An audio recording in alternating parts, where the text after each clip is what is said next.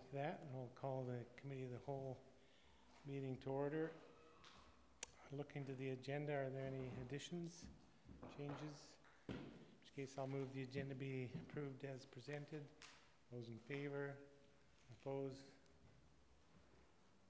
Carried unanimously. Now we have an introduction. Mr. McKay.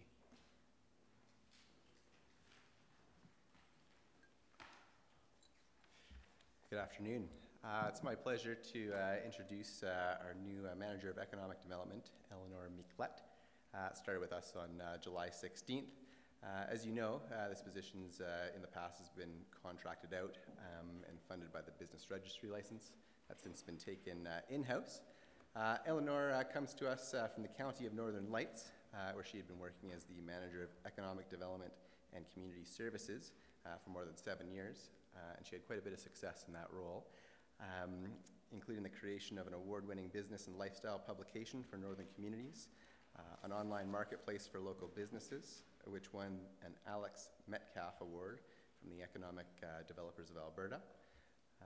Eleanor is originally from Holland, and her philosophy is that community-based economic development should focus on building strong relationships, strategic capacity, and be based in strong community foundations.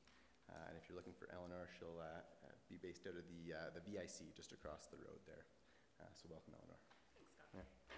Thanks for the intro and welcome to the town of Canmore. Thank you. Would you like to say a few more words to introduce yourself? Well, I'll contradict Scott in one thing. I was actually born in England, raised in Holland. Yeah. So, you know, I have to give credit to where the roots are, and it's a bit of both.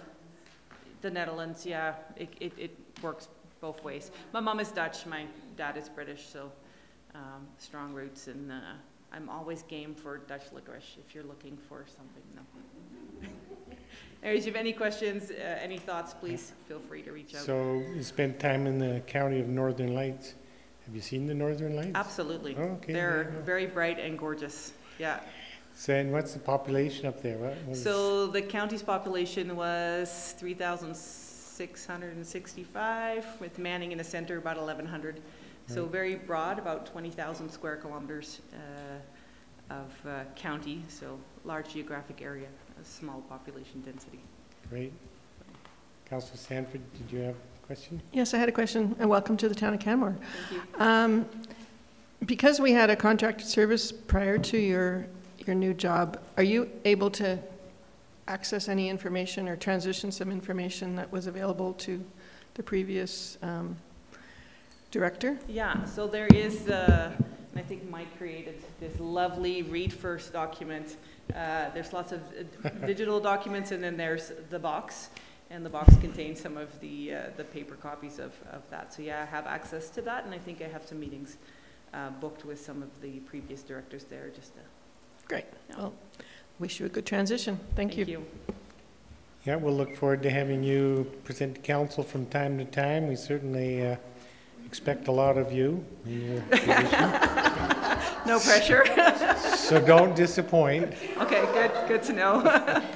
So yeah, great. Welcome to Canmore. Thank you. Looking now then to the minutes of the June 12th Committee of the Whole meeting. Are there errors or omissions? Seeing none, I'll move the minutes be adopted as presented. Those in favor, opposed, motion's carried unanimously. Moving on to item D1, the Neighbourhood Development Program. Ms. Brown. See, you brought your cheering squad. This is actually kind of an exciting program for us. They're not going to be clapping afterwards to drown out our questions. They might be actually booing in the background sometimes. This is actually kind of an exciting program for us because we came together as a huge community social development team, and we came up with this program. So that's why everybody's here, is because it's the compilation of all of our work.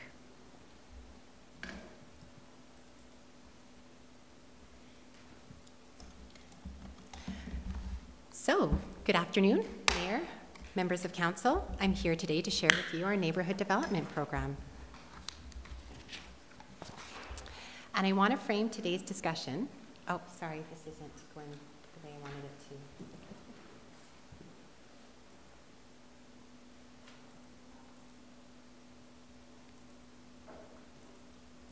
There we go. That's probably much better. I want to frame today's discussion with a quote from the mayor of Bogota. And children are a kind of indicator species. If we can build a successful city for children, we can have a successful city for all people. So what does this mean?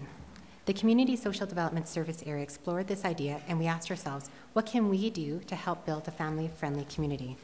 And we collectively came up with the Neighbourhood Development Program, which is a collection of programs that we already do, programs that we can change, and programs that we want to do.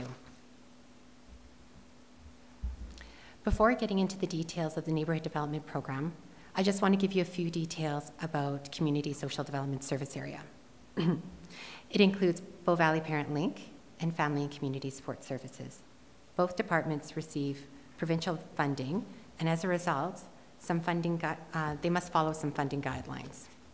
These departments are block funded, which means they have a set contract amount that is not negotiated year over year or as an individual municipality. The reason the province does this is to give the municipality freedom and flexibility to adaptively meet the needs of their residents and to meet their municipal outcomes. This also means that our municipal contribution to community social development will not impact the grant dollars we receive. These provincial grants are meant to help municipalities with meeting the social development requirements as outlined in the Municipal Governance Act. The municipal outcome that the Community Social Development Service Area works towards is detailed in our strategic plan, Tools for the Future. And this strategic plan was approved by Council in June 2017.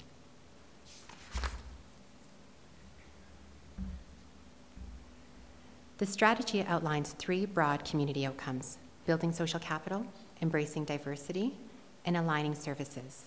The Neighbourhood Development Program is designed to meet the first community outcome, building social capital. To build social capital, we must not only foster close-knit community relationships, also known as bonding social capital, but we must also create space for new relationships, also known as bridging social capital.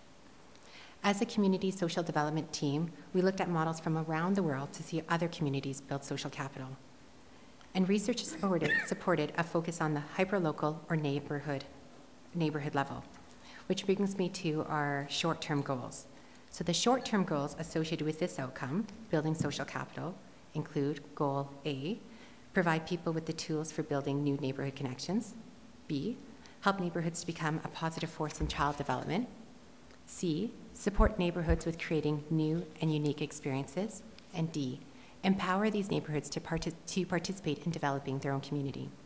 And with these goals also align in Council's new strategic plan, Community Area Focus, which states we are a safe mountain community with a vibrant neighborhoods and a town center that brings community together. To meet our municipal outcomes and to lever our provincial funding, we looked at existing programs and potential new programs in both FCSS and Bow Valley Parent Link. And all these programs are aimed to build social capital in our neighborhoods. In essence, we're looking at building primary program outcomes and connecting them to larger secondary outcomes. This will also be the foundation for our outcome framework, which I will report on later on in the fall. So the 6 components for the Neighborhood Development Program are the Neighborhood Connector Block Party Trailer, Parent Link in the Park, Do Good in Your Hood, Municipal Interdepartmental Indicators, Community Conversations, and Free-Range Children Play Here. So now the fun part. I'm going to share with you a brief description of each of these 6 components. And the first component is the Neighborhood Connector Block Party Trailer. This program was launched by FCSS in 2016. In 2018, it has been booked out more than 25 times, which is almost every weekend in the summer. Participants tell us that the block party has provided neighborhoods with the opportunity to meet people they typically don't connect with. This component, the Neighborhood Block Party Trailer Program, is connected to our Building Social Capital outcome, Goal C, which is to support neighborhoods with creating new and unique experiences. The second component is our Parent Link in the Park program. We will be exploring adapting our Parent Link in the Park program to be more neighborhood-based, maybe Parent Link in the Neighborhood. We are looking at new ways to develop new neighborhood connections for families with young children. With this will help us meet Goal B, help neighborhoods to become a positive force in child development. The picture is an example from Lexington, Kentucky. It's a pop-up splash pad. I chatted with the community center that launched this project, and they commented that outcomes were beyond expectation. Foot traffic increased substantially, people from a range of socioeconomic backgrounds and cultures connected, and there was a vibrancy that propagated throughout the entire neighborhood. So I may have my numbers slightly off, but a fixed splash pad, not removable, is quite expensive. It's like $600,000. This pop-up splash pad is about $160,000. So we started exploring a very different model with the same concept. We wanted something that any neighborhood could host, which means we want something that could use a residential water supply. The model here can attach to anybody's garden hose, and the cost with shipping is approximately 10,000 Canadian. And the anticipated cost for a resident to run this with their garden hose is about $5 for 3 hours of water play. So that's where we're exploring for 2019. The third component of the program is Do Good in Your Hood. Do Good in Your Hood was launched this spring, and although the program is still finding its stride, our coordinators have already shared some great success stories. One coordinator who recently organized a block party commented that the highlight of the evening event included the attendance of a 90-year-old neighbor who had lived in her home for over 40 years. This individual was magnetic. Children, youth, adults alike gravitated to her as she engaged them with her stories. This is a key component for us to meet Goal A, provide people with tools for building new neighborhood connections. In 2019, we hope to welcome new coordinators to the program and offer new tools for connection. For example, this neighborhood plate. This plate is filled with special goodies and snacks, wrapped up and delivered to a neighbor's home. The neighbor has the opportunity to enjoy the snacks, special treat, refill the plate, and then pass it along to their own neighborhood. This concept has had tremendous success provincially and globally and nationally. This is a picture from a different community, and the note on the plate says, "This is our traveling neighborhood plate to say hello, that we think you're great. Enjoy these treats we have for you. Then here is what you have to do. Fill with goodies and pass it along, share with your neighbors, and don't wait too long." So not only will we give these plates to our coordinators, we will also invite town staff and council to pilot this initiative in their neighborhoods. Municipal interdepartmental indicators is our fourth component. This is a picture depicting Bogotà's Children Priority Zone. The city looked at zones and mapped out the way children interact in these areas. Where do they cross roads? Where do they walk? And then together, all the departments collaboratively looked at different concepts through a lens of accommodating children. This was done because the city recognized that child-friendly urban planning is a vital part of creating inclusive cities that work better for everyone. And that playable space beyond the playground can enable everyday freedoms and create public realms for all ages to enjoy together. Bogotà's strategies included things like traffic calming, wayfinding, play streets, pop-up parks, improved pavement and sidewalk crossings, enhanced landscaping, and social seating. Much of this might sound familiar because we already do this as a town, but I think there's opportunity for us to explicitly link our plans with people. What if we explicitly link indicators to children's development? Then an indicator for success for certain children priority areas may not be a reduction in parking violation complaints, but instead an increase in child foot traffic. I feel that the town is very open to these conversations, and in 2019, we will continue to reach out to different departments and look for ways to integrate family development. These multi-department conversations will support our Goal B, help neighborhoods to become a positive force in children's development. Our fifth component is community conversations. Building a resilient neighborhood is like raising a resilient child. We know that building a relationship without expectation is a key protective factor. It is important that communities have the opportunities to simply discuss an issue and to hear others' opinions without the expectation of solving a problem. They simply need to hear others' thoughts. So much of our conversation has moved online, which separates the human from the point of view and leaves no room for empathy. In 2019, we'll create opportunities for neighborhoods to connect through conversation. These community conversations will not look to solve an issue, but simply to create empathy for viewpoints surrounding an issue. We will facilitate a conversation to ensure that they stay cordial, and so that we too can simply listen and hear what the community is saying.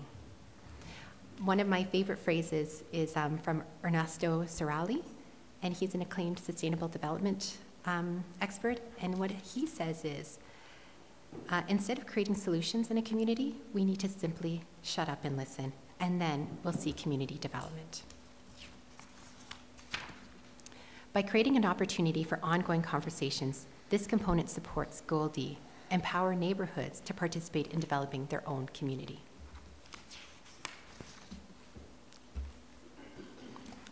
The last component is an awareness campaign. Free-range children play here. The terms overparenting and youth anxiety are becoming more prevalent in child development literature. Research shows that children are provided with fewer opportunities to independently overcome obstacles and are unable to grow into capable risk takers. Our town provides children with a lot of opportunities to take risk, and this should be celebrated. Children need risk, and they need real risk. That means the potential to fail.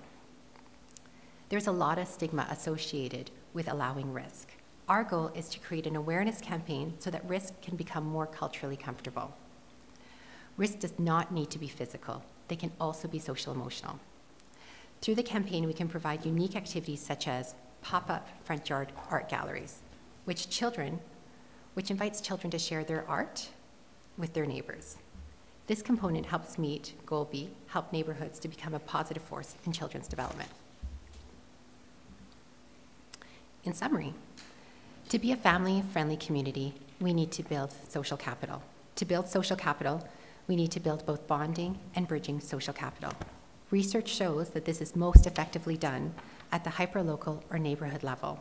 The CSD Neighborhood Development Program includes 6 interrelated components that target neighborhood social capital development. These 6 components support municipal outcomes while also meeting provincial funding guidelines.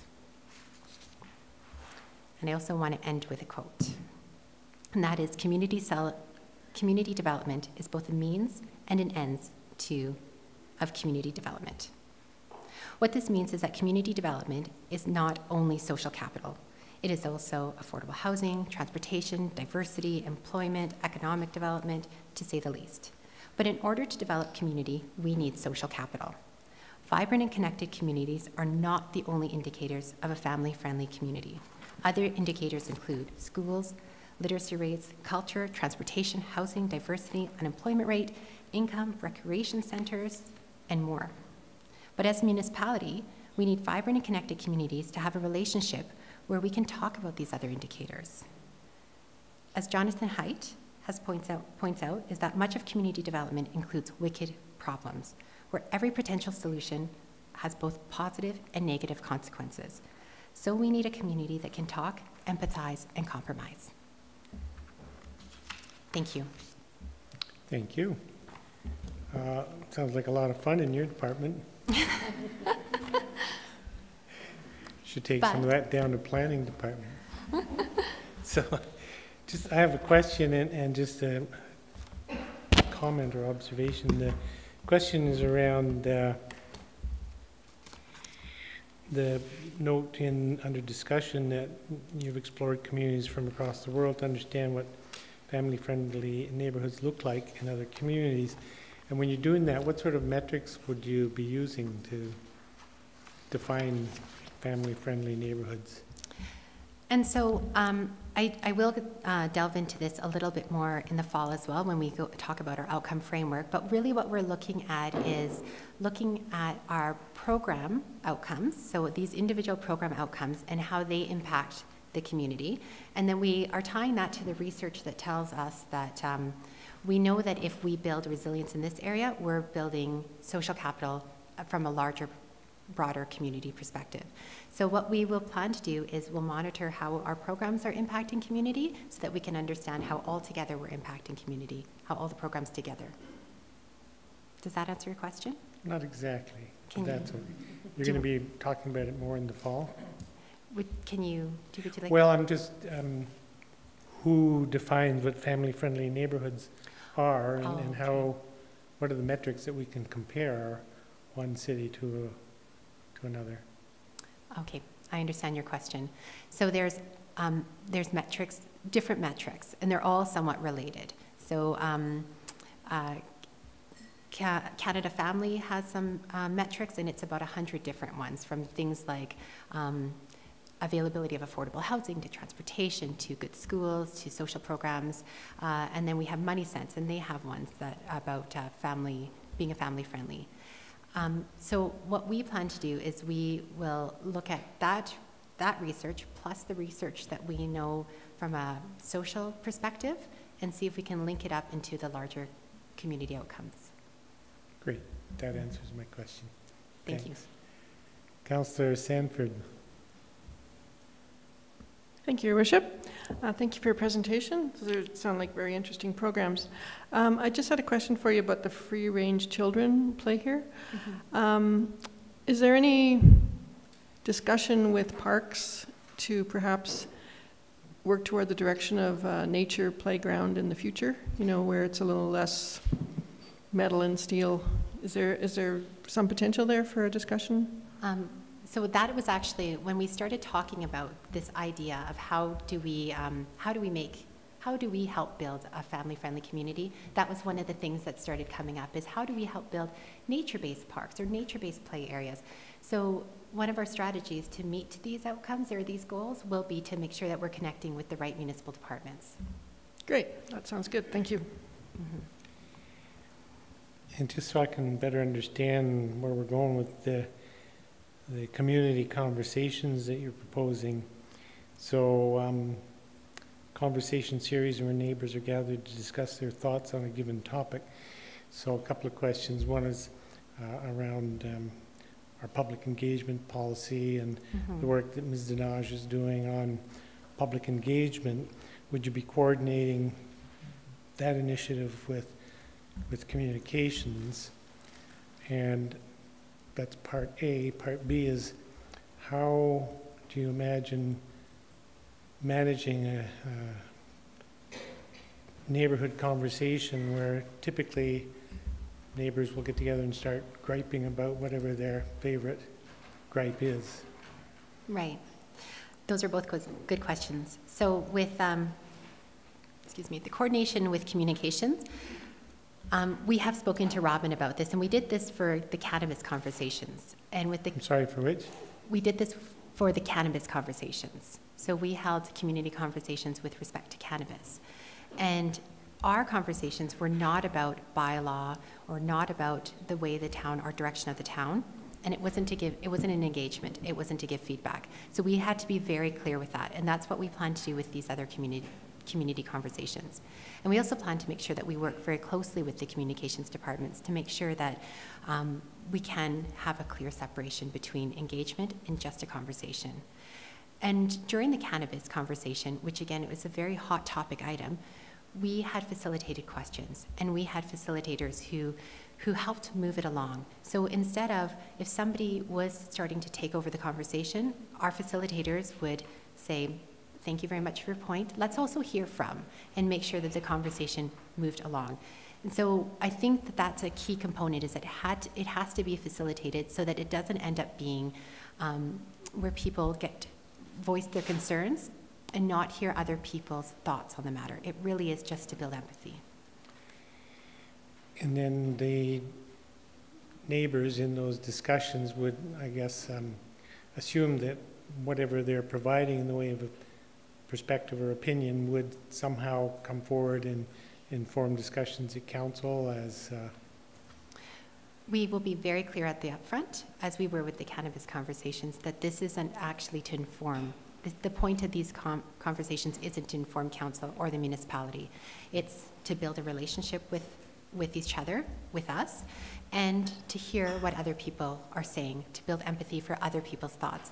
But it's not going to change the way that council is approaching or that the town is approaching that situation. That's separate from engagement. That would be where engagement is. Okay. Okay. Thank you. Thank you. I don't see any other questions at this time, so thanks very much for the presentation. It's really exciting, a lot of it. Thank you. And we'll move on now to item D2, the 2018 Land Use Bylaw Amendments Report on Public Engagement. Ms. Ramos-Strankman.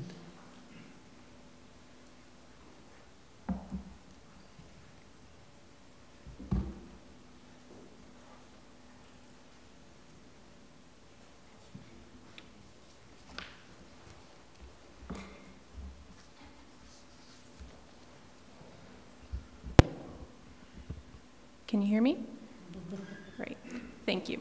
My name is Camila Ramos-Strankman, and I'm here representing the Planning Department, and I want to provide you an update on the public engagement activities that occurred earlier this year that relate to potential land use bylaw updates for later this year. In April, you were informed on the public engagement activities that the town had planned with consultants O2 Planning and Design. We provided an overview of these engagement tactics, the topics that we want to engage with the community on, and the timeline of the overall project.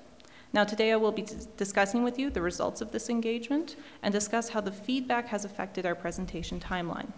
I won't be going into the specifics of how this engagement has affected new policy and existing policy revisions, and I will instead leave that for first reading.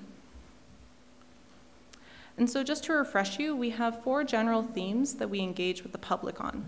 These included street life, housing, building, and land. Each general theme had a number of specific topics, and we refined what we wanted to find out from the community by asking a few different questions on each of these topics. And I'll go into each specific topic and what we heard in a moment, but first I just want to discuss our engagement tactics. The engagement lasted between May 1st to June 8th and included a variety of tactics. We advertised these changes to our website and social media and had an online survey available. In conjunction to these tactics, we also used sounding boards and pop-up events. Now, 2 sounding boards were placed in the community, one on Main Street by the old RCMP barracks and another inside Elevation Place. These sounding boards explained the background of the project and provided the community with comment cards similar to this one that the community could respond to. These cards could be taken home and read later. They had information on our online website, and they also had ways to contact us if they had any additional questions. Otherwise, the comment cards could be filled out at these sounding boards and left in a little pickup folder for one of us to retrieve at a later date. These were very popular with the community. We also hosted 3 pop-up events, and these were similar to the sounding boards, except that a staff member was also present at these events to directly engage with visitors and provide additional information.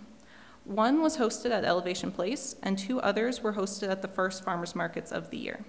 These were extremely popular, particularly the farmers market tables. And although we engaged with less people at the pop-ups, residents consistently told us how they appreciated talking to someone in person and being able to be reached out in this way. A number of these topics also focused heavily on design, and we had a workshop with local designers to explore these regulations and discuss potential changes. Our consultants helped to facilitate this design workshop, and we focused on regulations relating to accessory dwelling units, building height and roof slope, and tree protection. We also discussed the restrictive regulations on ADUs and how our rules around roof height, as well as how new development can be hindered by the presence of public trees. And so after this, we analyzed the results and worked on revising our regulations to address some concerns that were brought up at this workshop.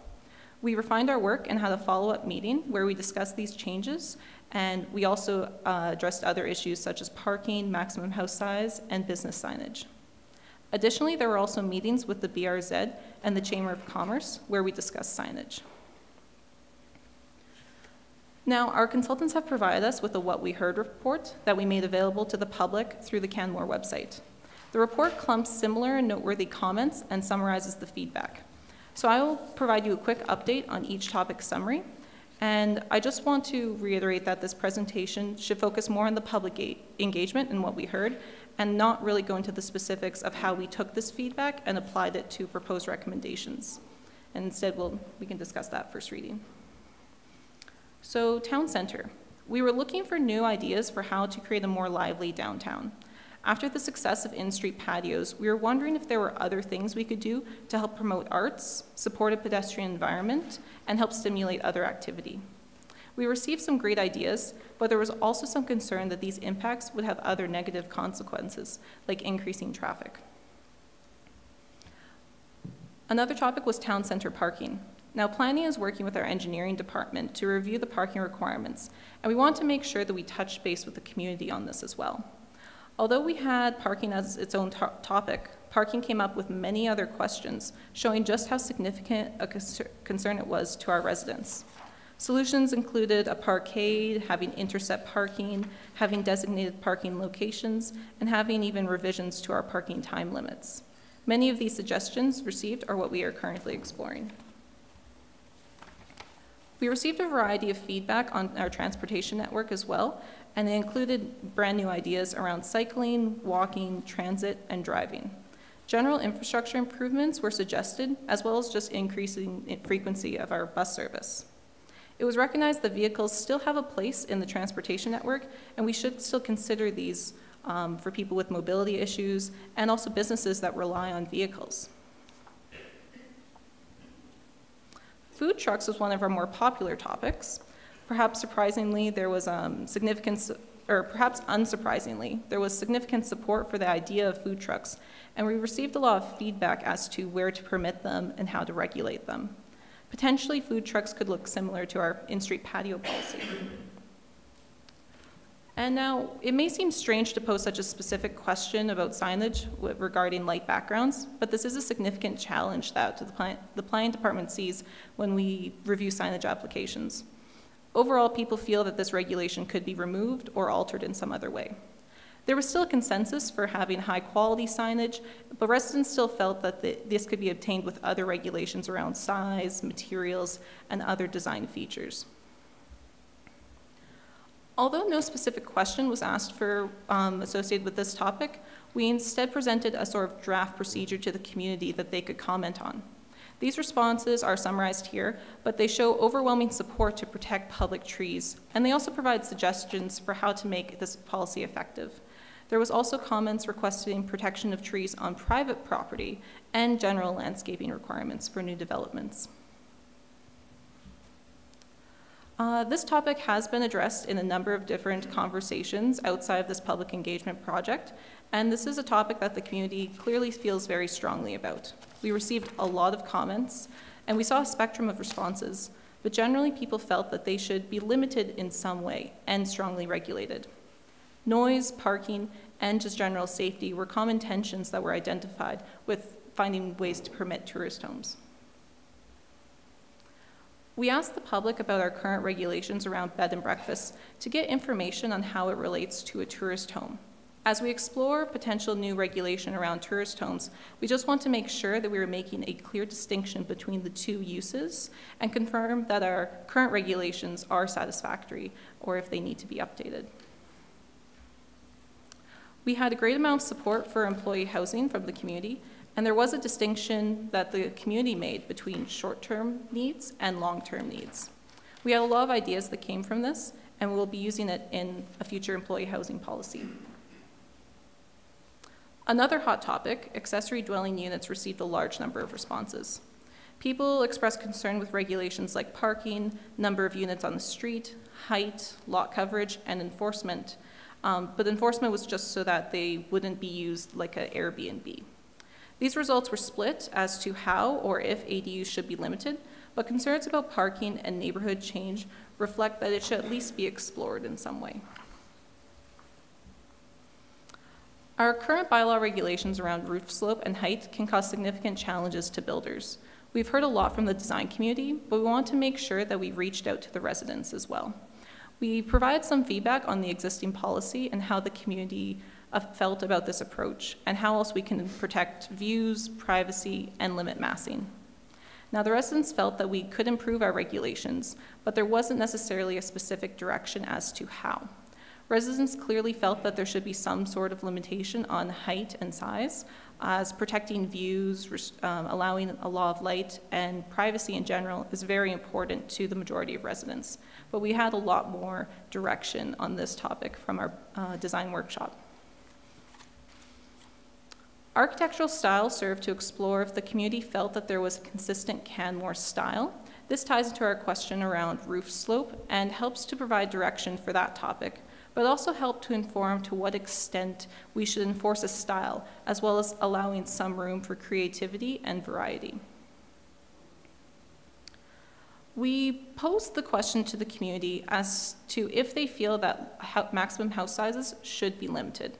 There was significant responses that were in favor of some sort of limitation. However, it's important to note that the reasoning behind this limitation often went back to affordability concerns and not from a place of sustainability, which is how our MDP currently directs us. We unfortunately did not receive any significant direction from the community on this topic. Now, rather than asking a specific question here, we provided some information on our land use districts. We currently have 6 miscellaneous land use districts that outline uses and regulation for public use, reserve, and protection districts. We have found that these 6 districts often overlap, and as a result, we don't have a clear direction of how to label new districts, and some areas are just labeled incorrectly. So we're looking at ways to simplify this in some sort of connecting them in some way, maybe limiting them to 3 districts instead. And although there was general support to simplify these districts, many comments also revolved around development and wildlife corridors and our urban growth boundary that were slightly off the topic of what we were hoping to receive. Finally, this topic served to inform the community that administration has recognized the need to adopt some features of our Steep Creek policy into our land use bylaw. Again, there was no specific question, but we provided some information to the community. Generally, people were very supportive of the approach, and we had some outline comments, but overall it was supportive. Now, I mentioned that as I was going through some of these topics, and I'm sure you've noticed yourselves, that there was some overlap. We were aware that that we may have to combine some of these topics together in order to reflect the synergies between these topics, save administration time, and just present to you more cohesive topics. And so tourist homes and bed and breakfast, for example, we noticed that there's a lot of similarities there, and as we move forward with some new tourist home regulation, we want to make sure that they are clearly and distinctly different from a bed and breakfast. As well, building height, roof slope, and architectural style just have enough similarities in them to join them together, and transportation and parking is kind of self-explanatory. So looking forward, I just want to be clear that all of the feedback we received was useful in some way, and we are really appreciative of the comments that we received from the community. However, not all topics can be engaged on, not all topics that we engaged on will be brought forward as a revised regulation this fall. Some of the feedback we received is better suited to assist in future projects, or just because of the complexities of certain topics, we feel that there's a need for additional work, and some of these topics could even be standalone since they're so heavy.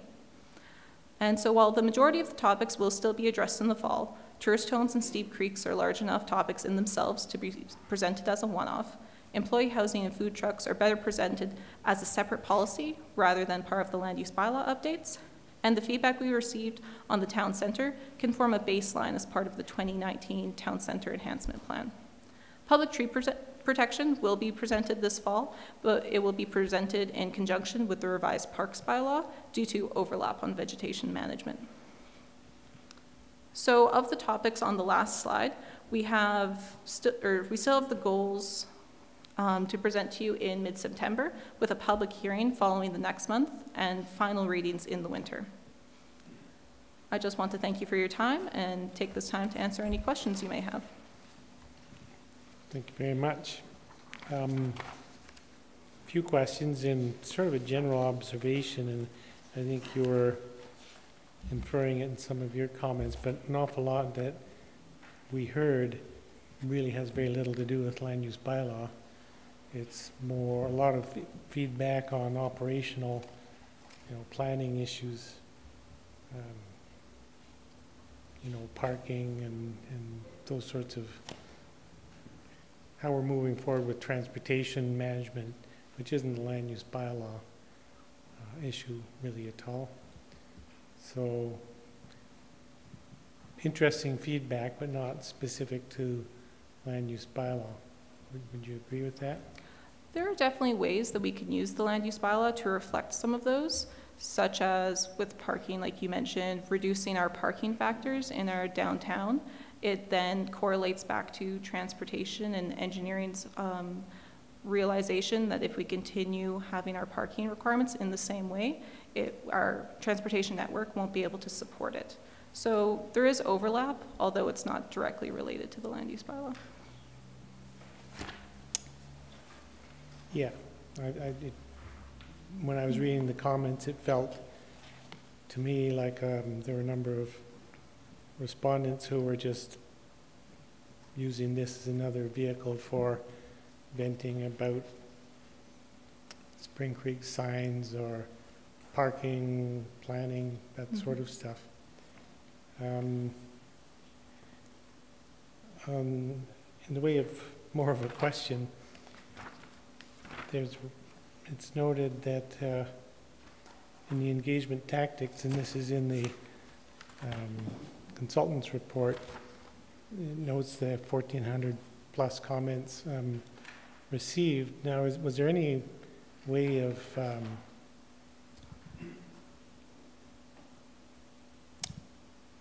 managing or identifying how many of those 1,400 comments may have been several from the same person? I mean, it might be 300 people commented 4 times in different venues or different ways.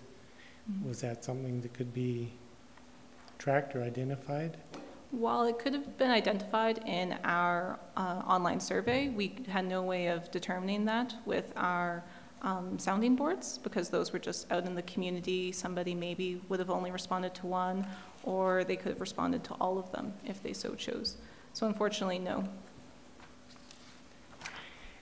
And in the stakeholder engagement section of your report, you note that there was a workshop with BODA, and 3 topics were discussed. Then in your presentation, you noted that there was a follow-up meeting. And my first question was around the stakeholder engagement with BODA that didn't include discussion around house sizes, but then there was a discussion with BODA on that at a subsequent meeting. So those first 3 topics that we engaged on were at the request of BODA. We provided them a list of all of the topics, and they were particularly interested in those 3. Because of the design nature with a lot of them, we held that designers workshop. And then after receiving feedback, we had a follow-up meeting, which we also presented an update on some of the other topics that they were interested in, but didn't necessarily have that design focus. Okay.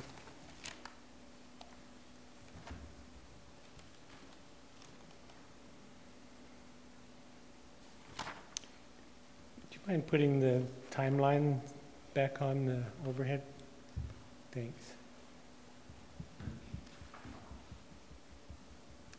No, that's not the one. There was one that detailed the, yeah, that one. So this fall,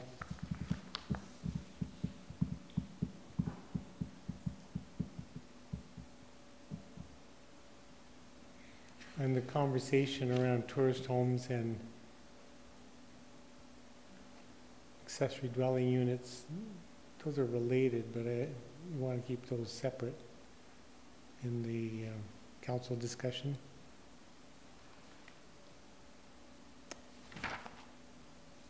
Great.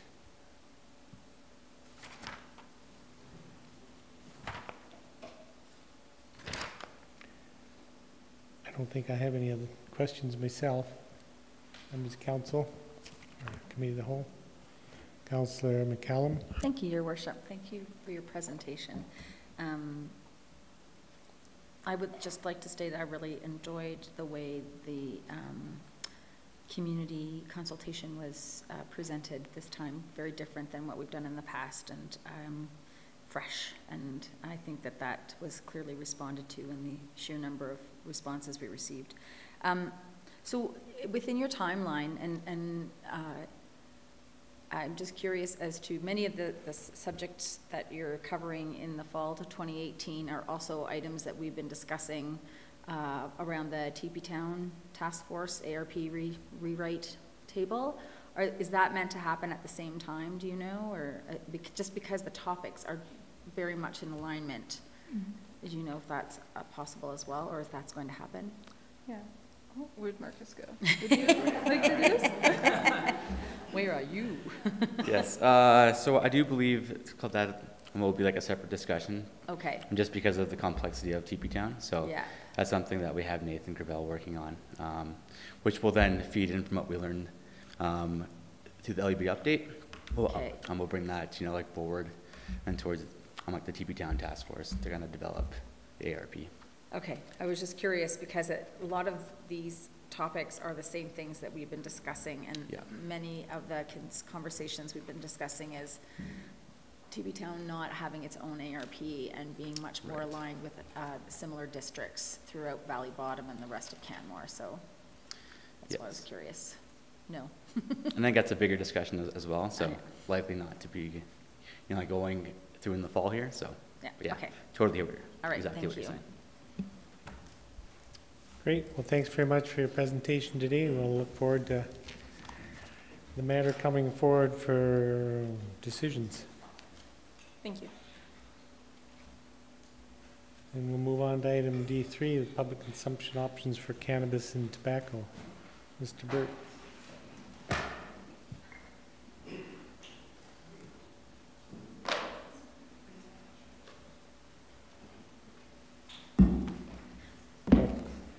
Hopefully, pretty good crowd here for your presentation. More than I normally get. So. I know. Usually I clear the room.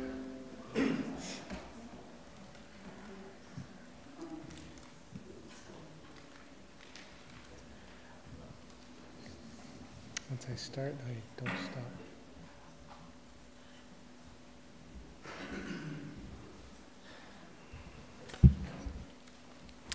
Good afternoon, Your Worship, members of council. I have the distinguished honor of presenting the public consumption options for cannabis and tobacco report to you today. Want to highlight a couple of things. As you're aware, cannabis becomes legal on October 17th, so we need to give some thought as to how we're going to proceed. This presentation today is focused on public consumption, smoking and vaping, not consumables or sales. So just to clarify that point. For reference, a survey related to public consumption ran from March 6th to 29th this year. There were 432 responses. However, participants were self-selected, so it does not statistically represent the population in Canmore. Mayor Borman, I heard you comment previously to the previous presenter about could someone have replied 300 or 400 times? Absolutely, yes. There will be references to this presentation, or sorry, to this survey throughout the presentation, and for your reference, it's contained within pages 64 to 67 of your agenda package. Overall, as a theme, the survey showed a general concern for the impact of secondhand smoke. However, opinions were fairly divided throughout the survey. So I'm going to try and clarify a few things. I've been spending a lot of time on this trying to clarify it for myself. So please feel free to jump in and ask questions at any given point. So what I want to try and clarify is to understand where smoking or vaping of tobacco, where smoking or vaping of cannabis and where smoking of tobacco is prohibited currently, and let's assume as of October 17th, because they actually fall under two separate provincial acts. And to muddy the waters a little bit more, we have a smoking control bylaw that specifically references smoking of tobacco in hotel rooms. So let's give this a shot. So as of October 17th, cannabis and tobacco will be prohibited under the Tobacco and Smoking Reduction Act in public places. The definition of public places is before you, So it's important to understand this. Public place doesn't mean the entire community. So right now, the Tobacco and Smoking Reduction Act restricts smoking all or any part of a building, structure, or other enclosed area, to which members of the public have access as of right or by express or implied invitation. So either I have a right to be in this building, or there's the implied invitation to be in this building, to be in Safeway, to be in JK Bakery, or I have the right to be in this building. So, can't smoke in here. Pretty straightforward. October 17th, can't smoke cannabis, can't vape in here. Pretty straightforward. Point number 2, common area of a multi-unit residential facility, condo. So, the common area, so hallways, patios, pools. Great summer to have a pool in Canmore, it's a change. Other recreational areas, tennis courts, etc., and enclosed parking garages. Clear? Can't right now smoke tobacco, can't smoke cannabis moving forward. Group living facility, there's a few slight exemptions, not going to get into those. An outdoor bus or taxi shelter. So we have an outdoor bus shelter just behind the other building here. Can't smoke tobacco there, won't be able to vape or consume cannabis there. But I'm currently working out of the Public Works building. I take Rome over there, proud to say that. It's free, thank you. Currently, I could smoke tobacco there. As of October 17th, I could smoke or vape cannabis there because it's not a shelter, it's a stop. So again, think shelter versus stop. Don't want to get you too confused on that. Licensed premises, including patios, restaurants, including patios, fairly straightforward, and a hotel. And again, I put up the exemption for, or the asterisk beside the hotel, as some of you were part of passing the bylaw back in 2010 or so, where we banned smoking in hotel rooms. We were the second municipality in Canada to do so. My thought is we would likely want to continue that with cannabis, regardless of what option or discussion occurs. So, that's public places under the Tobacco and Smoking Reduction Act, of which cannabis will be included. With me? Yep. Okay, let's keep going. Workplaces. Probably don't need to get into this one too much. Currently can't smoke tobacco. October 17th, can't smoke or vape tobacco in a workplace. The big differentiating feature between the workplace and the public place is workplace may be an enclosed building that the public doesn't have access to. So that's the differentiating feature. So workplaces, public places. Not done yet. Okay, so back to my main list. Cannabis and tobacco. Can't do it in public places, workplaces. Vehicle which a minor is present. So I couldn't drive my vehicle and take Councillor Hillstad's son or daughter and consume a public vehicle, bus, taxi, anywhere where a fare is charged. Makes sense. And this is the other interesting feature is, and this is contained already within Tobacco and Smoking Reduction Act, within 5 meters from a doorway, a window, or air intake of a public place, which we already discussed, or a workplace. So, behind Councillor McCullum, one of those windows opens. Basically, we take a tape measure, 5 meters out. Can't currently smoke tobacco out there. 5 meters out, October 17th, can't smoke or vape cannabis out there. Under provincial acts. Okay. Now is where it gets, well, I guess interesting. So cannabis will also be prohibited under the Gaming and Liquor Act, or sorry, the Gaming, Liquor, and Cannabis Act. See, I even have to wrap my head around this. So essentially the Gaming and Liquor Cannabis Act says, as of October 17th, no person shall be able to smoke or vape cannabis in all places listed under the Tobacco and Smoking Reduction Act, which we just went through. And, yes, absolutely. And any hospital, school, or child care facility property. So not just the building, not within 5 meters, the entire property. Cannabis, not tobacco. Okay? So cannabis is okay? No. Is not okay on those properties? Yes. Tobacco is okay? Yes. Okay. So it gets a little bit confusing. Try and put your enforcement officer's hat on. Think about that for a minute. We're going to come back to that slide.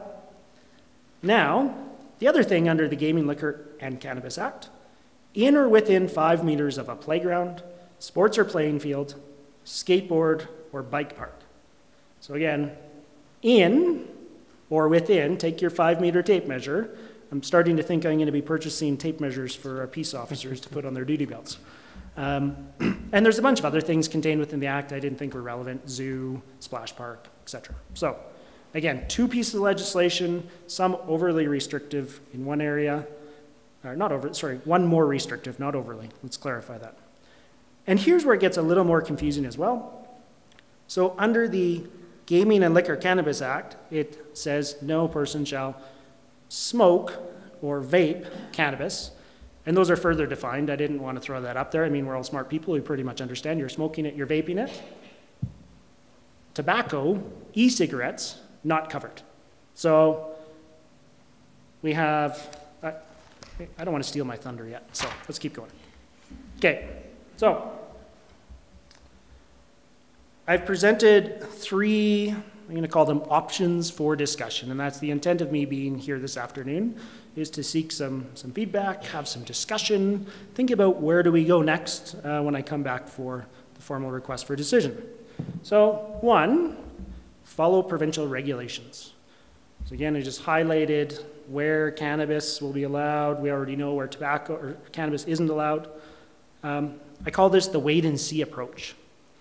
So let's let it come in, let's do nothing, let's wait and see what happens, and let's set a prescribed time to direct me or another member of administration to come back and present a report.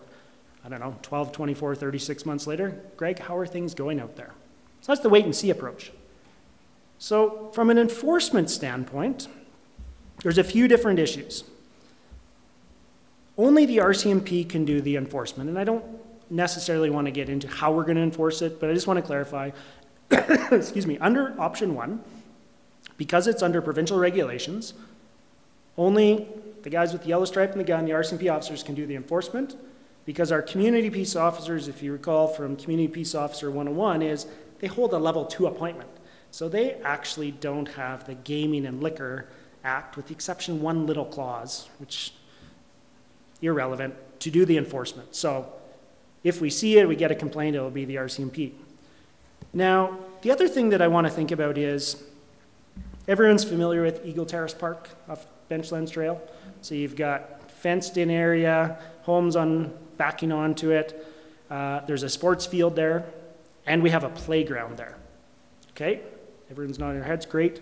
So I'm an RCMP officer, and either I receive a complaint or I'm doing a patrol through the area, and I observe someone smoking. So the first thing I need to determine, if we're following just provincial regulations, okay, is that cannabis or is that tobacco? Why I'm saying that again is tobacco, currently, I can smoke on a sports field, I can smoke by a playground, I can smoke in the park. Cannabis, as of October 17th, if I'm smoking it, can't be in or within 5 meters of the playground of the sports field. So now I need to go, okay, is it cannabis or tobacco? I don't know. I'm going to get closer. Now I've determined that it's cannabis. But this is the sports field, and I'm standing here. Remember I talked about purchasing a tape measure? Am I 5 meters or not? And it sounds funny when you say that, but if I issue a ticket to someone that's 6 meters away from the sports field, I pretty much guarantee they're going to fight that in court, and I need to be able to stand up in court as the police officer and say, based on reasonable probable grounds, this person was within 5 meters of the sports field. How do I define the edge of the sports field? It gets really, really tricky. Now, I've determined that, and I need to determine, am I charging them under the Gaming, Liquor, and Cannabis Act or under the Smoking Act? Different fine amounts as well. So, lots of enforcement challenges. Survey, you're going to see this comment a few times. Opinion is split on following or being more restrictive than provincial regulations. So, just to give you an idea, I've come up, well no, Devin from engineering, great work on doing a few maps for me. So this is going to show an area where cannabis would be prohibited under provincial acts. All of the yellow areas. So again, public places, workplaces within 5 meters, sports fields, 5 meters from a sports field, etc. So anywhere in white, you can consume cannabis, smoke or vape cannabis. I don't want to muddy the waters there, and tobacco. So Quarry Lake, Riverside Park, Cougar Creek Trails, Riverside Trails, etc. I know it's just intended to provide a high level. So, any questions on option number 1 before we jump into option 2? Okay. I'm happy to take them. Okay. Councillor McCallum. So the tape measure comparison that you're making, whether somebody's smoking cannabis or consuming or smoking tobacco, is that the same exercise that your peace officers, or no, it would be RCMP regardless, right? That would enforce either or? Well, right now our peace officers and the RCMP can enforce under the Tobacco and Smoking Reduction Act. So under that right yes. now then, are you finding that your officers are struggling with that tape measure exercise when they're observing somebody that's smoking cigarettes? So I can't speak for the RCMP, I can speak for our peace officers and say that we, in my time, which is a long time now, we've never issued a ticket for it. Right. So I can think less than a handful of complaints when the act came in and said, people are going outside and they're smoking too close to the door. We would go out and we would say, hey, what's going on here? Well, I work upstairs. You're too close to the door. It's 5 meters. It was new when it came in. Haven't really heard much about this in the last several years. So is that because people aren't smoking in the area that they're not supposed to? Correct. Or is that because the tape measure exercise? Good question. They're not smoking where they're not supposed to. I think it's a common understanding in probably across Canada, but Canmore for sure, that So you don't smoke in buildings, you got to stay away. Yeah, absolutely. So the tape measure exercise isn't a problem right now? It isn't a problem right now. 4 meters versus 5 meters versus 6 meters? Yep, because and the other thing is because it's one piece of legislation. Sorry, it is a problem right now? No, it is not a problem right now, and one of the other reasons is we're only dealing with one piece of legislation. So I just wanted to confirm whether the Absolutely. eyeball issue is Yes. an issue now. Okay, thank you. Correct. Great question. All right. Option number 2, enhance the smoking bylaw, smoking control bylaw. So, in addition to the provincial regulations, one option is to prohibit smoking and vaping of all types.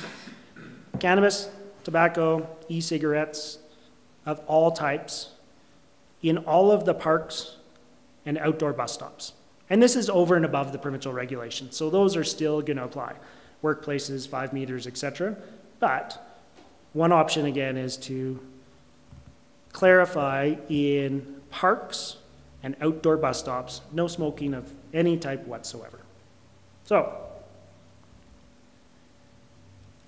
enforcement, still a little bit muddy, primarily the RCMP. However, bylaw services community peace officers could deal with it in, say, parks where we've restricted it through a bylaw because now they have the ability to enforce it through a bylaw. So still a little bit muddy there. It would become simpler to enforce if I had a complaint or I observed someone smoking or vaping in a park.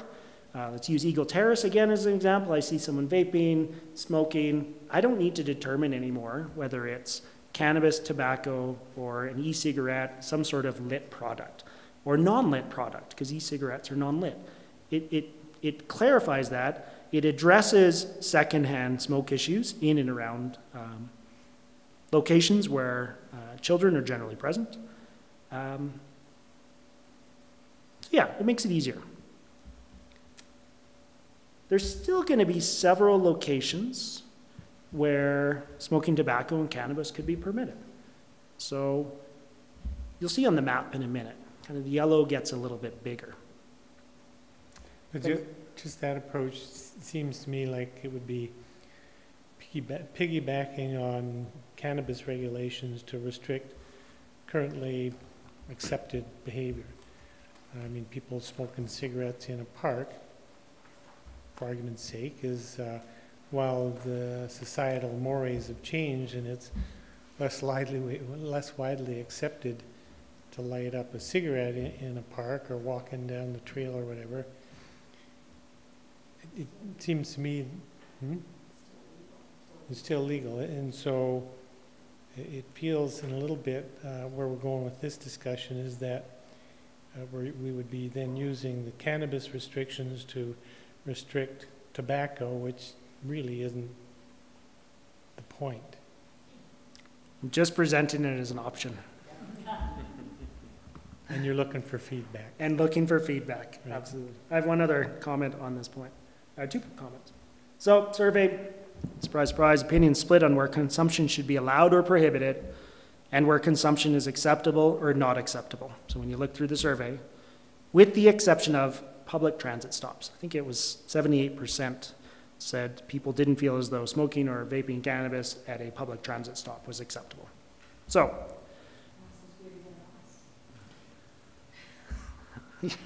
I'm not sure how to respond to that. City of Edmonton is contemplating a version of option 2. So they're looking at, like I said, essentially option 2. So what caught my eye in this was a couple of media clips from Edmonton newspapers. So one read, Edmonton's proposed rules around smoking cannabis could be the most liberal in the world. Executives from Alberta Health Services warned Edmonton City Council. Another comment, no jurisdiction that fully legalized marijuana allows public consumption, including Uruguay, Alaska, Colorado, or California. So just that resonated with me, and it prompted me to reach out to Alberta Health Services. So I'm going to provide some feedback from what they sent me today, and I'll share that with you via email later today. So just wanted to highlight again the map. So this would be option 2. So yellow again is anywhere where provincial regulates it, and then this would be an enhanced smoking regulation. And again, my suggestion would be, or not my suggestion, not at all. The option would be to ban it all. Again, multiple options in there. Do you want to ban just cannabis in those locations, vaping, smoking, etc.? So this shows where it expands. Still plenty of locations in this option where you could smoke or consume cannabis or tobacco, for that matter. Option number 3. So a complete ban of smoking and vaping cannabis in all public places. So the easiest way to think about this is, where can you consume liquor in town? Well, you can consume it at home, you can consume it at a restaurant or a bar, but you know you can't smoke in a restaurant or a bar. So you strike out the bar or the patio. So where can you consume liquor? You can consume it at home, you can't consume it at Quarry Lake, you can't consume it at a dog park, you can't consume it walking down the street. So that's the best analogy I have. Did you want to speak, Councillor? I would say that in addition to that comment is that then only, if you're going to align those two, then only some people would be able to consume it in their home, because if you want to cross-pollinate that with tobacco license or tobacco legislation, most people that rent out their home do not allow people to consume tobacco. Absolutely. And so now you're telling renters that the laws only apply to homeowners and not to renters. We are faced with an interesting challenge, You're are we treating not? renters like, or you could potentially treating, the law could potentially treating renters like second-class citizens because they rent, not own. I guess that's feedback. Yes, feedback. I didn't hear a question. Councillor Comfort?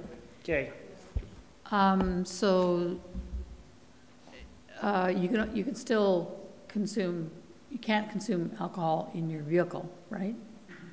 But you could still consume, as long as it's, yeah, but you could still smoke in your vehicle as long as the child's not present.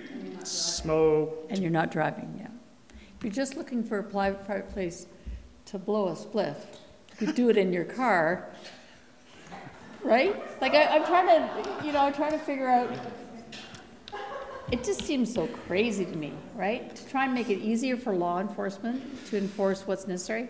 And part of the problem I have here is it like it used to be a criminal issue, And now I think it's a health issue. So where do we sit with that? So that's not very good feedback. I'll have to think about this more and get back to you. Thank you. Sorry, just to add one point of clarity to Councillor Comfort's comment. So the regulation in Alberta is around care and control of a motor vehicle while impaired.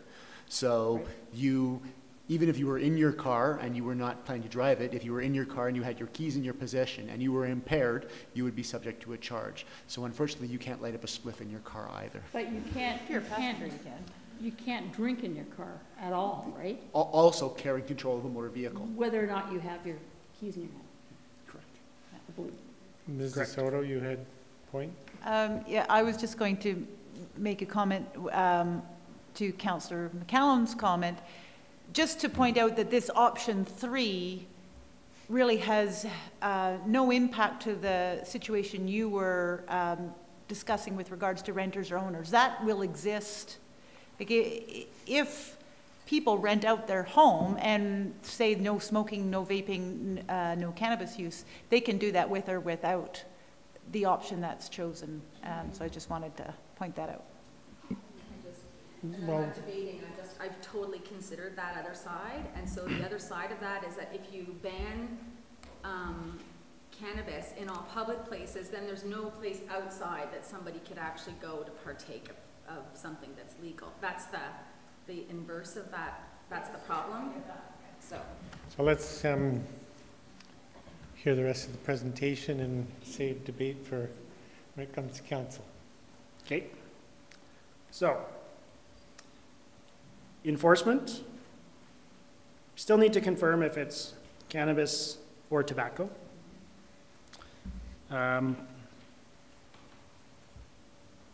No further restriction on smoking or vaping of tobacco. I'm going to come back to that point. And we're still waiting for a decision regarding provincial parks within town limits. So, Larch Island, provincial park, what's the decision there? I think that's kind of a smaller issue, right? We're talking about the community as a whole, but just wanted to raise that. So a couple of comments in regards to option number 3. So in consultation with the Canmore RCMP, they're most supportive of this option. Rationale includes that Calgary and Banff have banned public consumption. And with the newness of smoking cannabis in public, the Canmore RCMP feel as though having tight restrictions at the onset of legalization would make lessening the rules laws later easier. So the opposite of the wait and see approach. This is the norm. Let's keep it this way. We can reevaluate and lessen the rules or laws later. Likely easier to do that as opposed to going to letting everyone do it and then trying to pull it back in. So I did speak about Alberta Health Services. So again, what prompted me was the comment in the paper. So I reached out to Alberta Health Services. I received an email early this morning, so I will share it. I'll send it out, and it's actually addressed to Mayor Borman and councillors. So we need to review it internally first. We'll send it out, but I'm just going to give you the highlights on it. So Alberta Health Services is supportive of option number 3 and additional protection against smoking and vaping of tobacco in option number 2. So let's focus on option number 3 first. So their rationale that they supplied was cannabis is an intoxicating substance and should therefore be treated similarly to alcohol. Concerns about the harms related to second and third hand smoke and the risk of the normalization of smoking, especially for children and youth. So again, Alberta Health Services formal recommendation, ban it, and we like option number 2. Let's actually, since we're going to do a full ban, or since we're not doing a full ban, their recommendation is to go option 2. Let's actually ban tobacco in parks as well. So, I did also want to highlight, through a bit of research, internationally public consumption is not being permitted in any jurisdictions that have legalized cannabis. Public consumption, and this is at the provincial level, but important to consider, has been banned in Ontario, Manitoba, Saskatchewan, New Brunswick, Newfoundland, Prince Edward Island, and Yukon. So again, it's been downloaded to municipalities via our provincial government to make a decision as to how we're going to proceed. Follow provincial regulations, enhance smoking control bylaws in certain areas, permit it in certain areas, or do a full and complete ban And those are truly the options that we're faced with. So, survey, opinion split. So, I just wanted to bring that forward and say, here's some things to consider as we move forward. Here are some of the enforcement challenges. Here's what Alberta Health Services is saying. Here's what the RCMP is saying. Here's what other municipalities are doing, Banff, full ban, Calgary, full ban, but now I'm hearing or reading that they're considering public consumption sites at festivals. So think back to, I'm thinking back to when I was in high school, the smoking area behind the school, so a roped off area. I mean, so these are all things for consideration. So I open it up for questions, comments, look forward to the discussion. So it helps me as I bring this back at a later date. Thanks very much, Mr. Burt. Just one question in regards to something you said in regards to option 3, which is it would be easier to implement a full restriction and then ease off in the future if necessary. How would one know that? What would be the motivator to ease the restrictions in the future? It's a great question. Well, the reverse is simple. I mean, if we're less restrictive at the beginning, one could easily imagine what might occur to encourage tighter restrictions in the future. Clearly, it's not working. But if we go to the maximum restriction, how will we ever know what the pros and cons are of a different course of action? And I don't think there's an answer for that. No, you raise a valid point. I'm not sure. Councillor Mera. Hi, thank you for your report. I was just had a sort of a similar question to Mayor Borman, but I was also wondering, is there a time limit to enforce or change your rules in your town, your bylaws to this after it's brought into No, being there's legal? nothing specified within it. Okay, thank you. Councillor Comfort. I was just curious, currently, how many infractions do you enforce or tickets do you write regarding tobacco consumption? So 5-meter distance from hospital or not on hospital grounds, all of those things. Yeah, I think I may have answered that previously. In my time, probably less than a handful. Okay, thanks. Councillor Stanford. Thank you, Your Worship. Thank you, Mr. Burt, for your presentation. I was wondering about the restrictive component of this in public. And in our own bylaws, we have restrictions in hotels. Yes. Great, right. Now, if we wanted to go to the model of restricting public to whatever degree, and I agree that there should be some restriction beyond the option 1, is there any potential for us to ease up on the hotel end of it? Because that is private property. And we have a fairly large visitor accommodation sector in this community. And if hotels wanted to provide a suitable place, whether it's in their hotel rooms or whether they want to make the whole hotel 420 friendly, you know, that might be a potential that you could have cannabis hotels if you eased up on that end of it. And then it would be a private facility and it would be privately handled. Have you considered that? So let me answer so first question, if we open up the smoking control bylaw, yes, that could change. We could become less restrictive. To open up an entire hotel, there would still be, it would only be for rooms, not the entire property, because there's still public places and workplaces contained within it. So pools, patios, recreation areas, etc. And the definition coming out of the Tobacco and Smoking Reduction Act says exceptions. A registered guest and a person invited by the guest may smoke in a guest room of a hotel if the guest room is designed primarily as sleeping accommodation, is designated as a smoking room by the manager, has floor-to-ceiling walls, a ceiling and doors that separate it physically from any adjacent area in which smoking is prohibited under this act, and conforms to any requirements prescribed within the regulations. So essentially, hotel manager says, this is a designated smoking room. It's primarily for sleeping, has floor-to-ceiling walls, separates it from the other building. This is a smoking room. So you know when you're going into that room, it's a smoking room. So if we change that smoking bylaw, it would only affect what you just described. It wouldn't affect the whole property. Correct. Because public places are already Yes. Already out of that Yes. formula. Okay. Yes, that's correct. One of the big operations that have sprouted up in places like Colorado are bed and breakfasts, where people have a bed and breakfast license, but they offer bed and breakfast amenities. Are we regulating that? I mean, is that outside of our hotel bylaw restriction, if it's a B&B? That's a good question. I'd have to seek a bit more input on that before I could confidently answer that. So, I mean, ultimately, if you're going to restrict it in public, you have to find places that people can do it in private.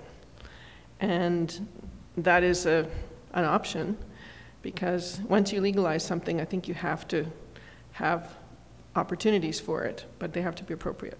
So that might be one way to look at it. But now I understand the smoking bylaw more clearly, because there are public spaces involved in that, not just the guest rooms is what's being restricted right now. Mm-hmm. Yes. And that's the only part that could change if Yes. we change our smoking bylaw. Yes. Okay, thank you. So would that Cannabis hotel perhaps be the Hotel California? I think there's a song in there somewhere, isn't there? There should be. I think Hotel California was a dry out facility. I was there, it was a sham. So, are there other questions at this time? Just in the spirit of you wanting to obtain input, I can say at this time, personally, I lean towards being less restrictive at the beginning and finding out where the issues are and becoming more restrictive if necessary. But I have to say there's some good arguments against that, so I'm certainly not committed one way or the other at this point. I don't know if other councillors have that sort of input they care to share, or are we going to leave Mr. Burt guessing? Because this is a really difficult issue for him to be working on bringing forward. And no matter how it ends up, there's going to be a number of people in the community that are shocked at our decision, one way or the other. Councillor Comfort?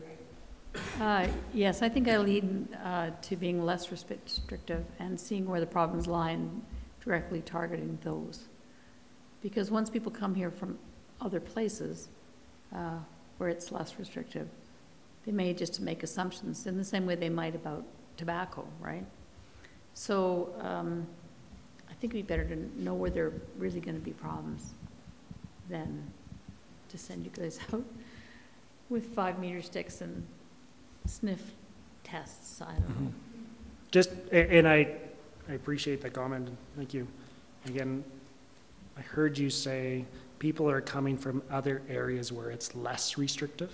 Yeah, I think that it would take a bit, because of the diversity of approaches that all of the provinces are taking, and then on top of that, different municipalities are taking, I'd sooner see where it ends up and then say, okay, here's what makes sense for us. Doesn't waste people's time, and the health side of things is still a concern for me, but. Okay. Thank you for the feedback. Councillor McCallum?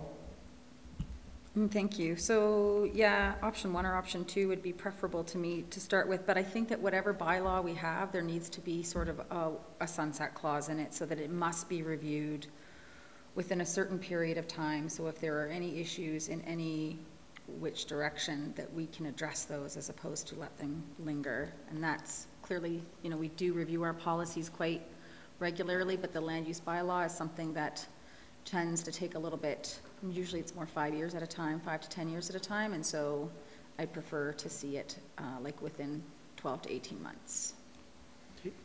Councillor Sanford. Thank you, Worship. I think I would lean toward option 2 in the sense that if people are discreet in parks or if we're going to have special places in parks, if you treat smoking and cannabis the same, then when it's observed by the law enforcement agency, whether it's the RCMP or our bylaw control officers, they can treat that the same. Mm-hmm. And then, you know, the park still might have a potential for people to use it for that purpose. Because as Councillor McCallum said, there will be a lot of people who live in rental housing situations where they will not be allowed to smoke anything in their home. So we may have to look at that kind of option. Thank you. Councillor Hillstead. Thank you for the presentation. Do we have any idea of any timelines on when they might allow cafes and other things? I know if we did the full ban and those were an option, then at least there's some places people can go. I know right now, like I don't think they've given any kind of timelines on that yet, have they? I don't know. That's something I can research and see if I can get a better answer for you the next time and before you. Thank you. Councillor McCallum. Thank you. I just wanted to ask one question to clarify the presentation itself. So with option 3, when you go to that slide and it says public places, you're clearly meaning all public places as opposed to the public place definition that was provided in option 1. Absolutely. So you're great point of clarification. Everywhere. Yes. So, and I guess that's where my comment lay with option 3 is that if you can't smoke in your home because you rent or consume in your home, there is nowhere legal then you can go to do so outside of your home, which you can't do it there if you rent. Correct? All public places. So if you have a friend that has a backyard. Public places though, right? No, you're correct. You're right. Okay, yes. Thank you. Just because those two definitions were presented honestly, somewhat differently. I think it's important to clarify that. I struggled with what term to put in there. I know. But no, you're absolutely correct. And thanks for picking up on that. No further comments? Thanks very much for your presentation. We'll look forward to having this back for a decision. Thank you.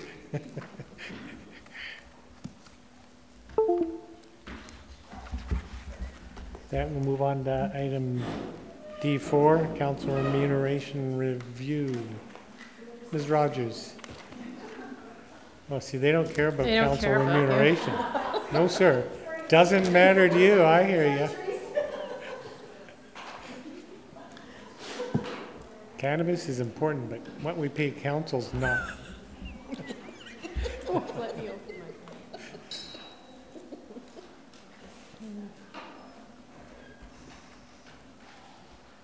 All right, thank you, Mayor and members of Council.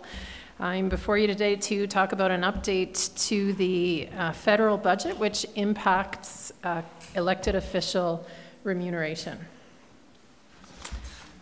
Effective January 1st, 2019, the 1/3 tax-free portion of elected officials' salaries will be eliminated. And this was passed with Federal Budget 2017. The tax-free allowance that has existed was intended to cover non-accountable expenses for an elected official to perform the duties of their office. It's quite a vague definition, but generally includes things like mileage, the establishment of a home office, those types of expenses that aren't claimed in another way. It's different from expenses that would be incurred if you attended a conference or a committee meeting that you are required to participate in. In the research that I've done on this topic, one of the things has certainly become, well, was clear to me before, but has been reinforced, and that is the significant time commitment that members of our council put in to their public service.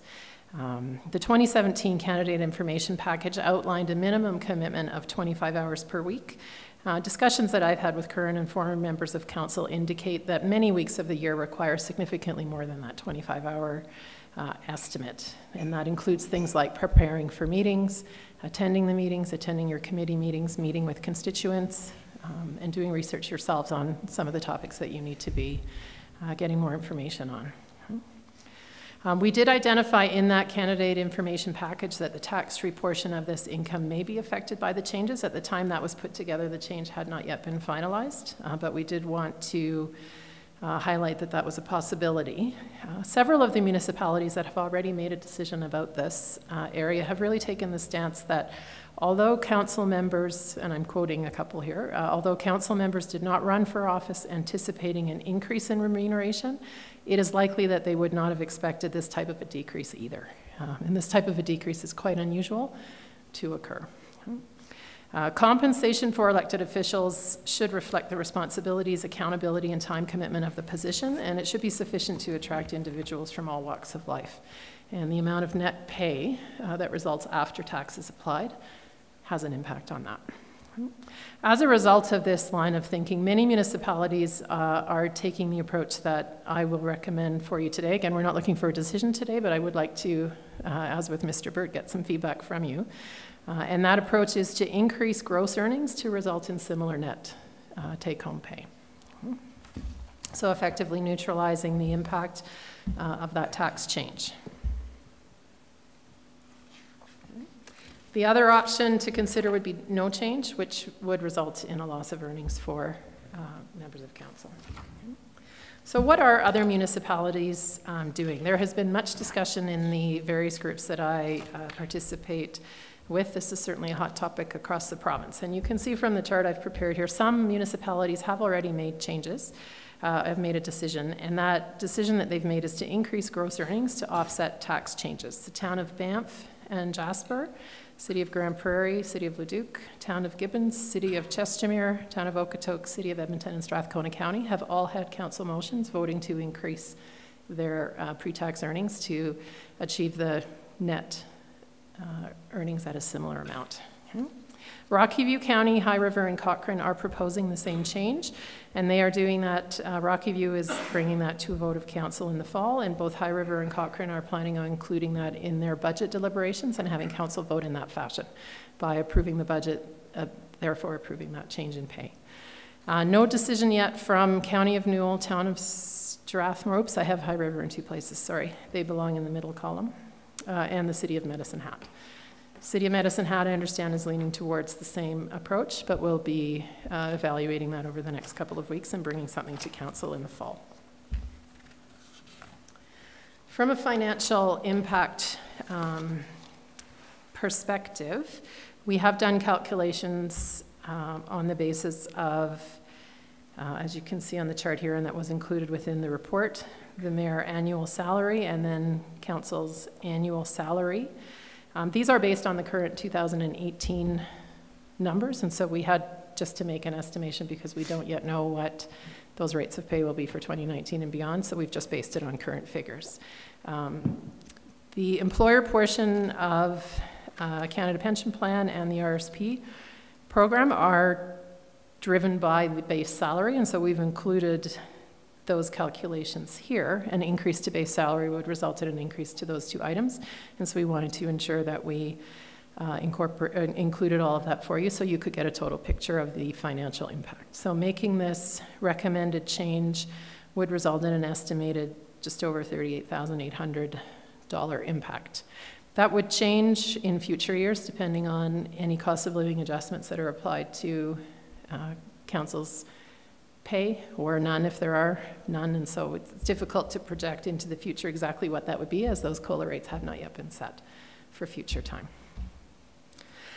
So what we'd be doing is actually recommending a couple of changes to the policy, and those were included within your package. So if we just have a look at, sorry, I should have had it up on the screen. Essentially, three changes included on page 71. The effective date would be December 16th, 2018, which is actually the start of the first pay period for the 2019 budget year. Then just changing what the basic rates are in 2019 to reflect what they would be. We've made the assumption that our cost of living may be at 2%, but that will be adjusted as we determine through the budget process what that number would be. And then in item 7, deleting number 1, which refers to the tax-free portion of the earnings.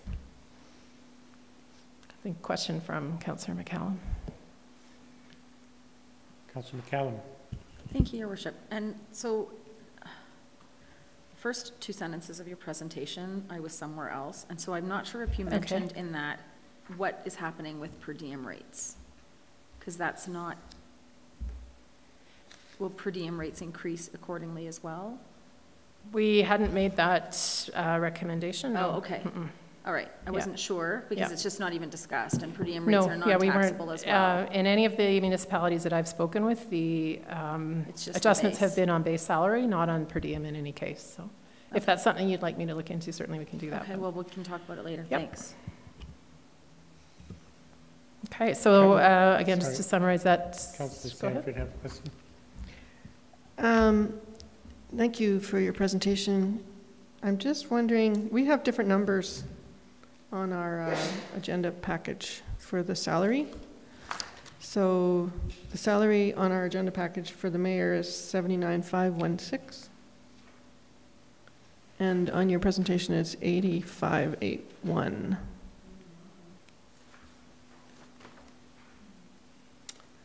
So I'm just thinking that anyway, that's what's being changed. So I'm looking at page 72, and it's this same chart here, 8581. Yeah. So there's the chart that I think you're looking at. You may be looking at the old policy. I'm just looking at the. What page are you looking at? I'm looking at page 70. 71 in the printed report. Okay. Well, on 70. Okay, so on 72, you have that chart that you're showing us here. Yeah, which is the financial and in the impact. Policy on page 73. So the change reflected on page 73 is what the proposed rate would be, including an increase to the gross earnings so that the after-tax take-home pay is the same. Well, the basic rate on, I guess what I'm trying to determine is the basic rate on this page is 79,546. Yeah. So and that's because this policy was prepared in 2017. Okay. And that was, so that was the rate. Those at the time. Two that are crossed out were the rates at the time the policy was approved. Since then, we have applied a cost of living increase of 1.3%, which brings it to the amounts that you see in the chart here. Sorry about that. I wasn't clear on that question. And so on this chart, I'm not sure what the rate, the councillor per diem rate, or the councillor rate would be. So that would be divided by 6. Yes, it would be 163 as opposed to divided what's by 6. Printed here is 23 to 27.3 is what the individual post-change rate would be. Sorry about that. That's not clear. I guess I was looking at those numbers in the policy, but those numbers are a year old. They are. Yeah. Okay. A year from today. Yeah. Okay. And I don't, the per diem rate is not expected to change, but the tax rate on the per diem rate is the same anyway, right? Yes, correct. So the changes for the tax-free portion. So so what this is attempting to do is mitigate that tax-free portion. Yes. Did all the other municipalities that address this do it in the same way? Did they just basically apply that formula and say you're losing your tax-free portion, this is what it would amount to? Yeah. So it's basically a backwards calculation. What does the pre-tax amount need to be so that the net earnings stay the same if you apply tax to the whole amount? And so that's just been a standard formula that people are using? It's been the standard calculation. So we're using the standard. Yes. Yeah. Yeah, because I thought it was a big jump from what it was in the policy, but as you're showing us on the table, it's not as big a jump as it looks like. Yeah. Because it's been increasing with cost of living. And with a higher salary for the mayor, that would be in another tax bracket, so there'd be more tax payable on that salary as well, compared to what councillors pay? It is a different tax level, based on those earnings. So there would be much more taxable income in that so one we salary. did this calculation based on the applicable tax rates, based on those earning levels. So it seems like a bigger jump, but there's a lot more tax there's payable more when tax. you make that jump. Yeah, and then some of the costs are higher as well. The CPP cost is quite a bit higher. You see the CPP cost for the mayor, which is considered here a full-time position, and many of these other municipalities as well is considered a full-time position, is almost 50% of the total. Well, more than full-time, probably. So that is, the CPP, because it's based on a higher base amount, is also higher. So you can see the total impact to Canada Pension Plan for all members of council is $4,455, and for the one mayor position is $2,594. So proportionately it is different because the base salary is higher, which is consistent with payroll kind of all over. Higher the salary, often the higher the expense. So. Okay. Did I answer your question? It's interesting to look at, the variety. Yes. But there is a difference between the mayor's position and the councillor position, because councillors don't get any office. We don't get any office space at all. Correct.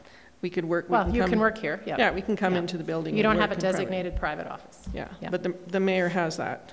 Mm-hmm. So in a sense, that tax proportion is not offsetting the lack of office that the rest of us have, right?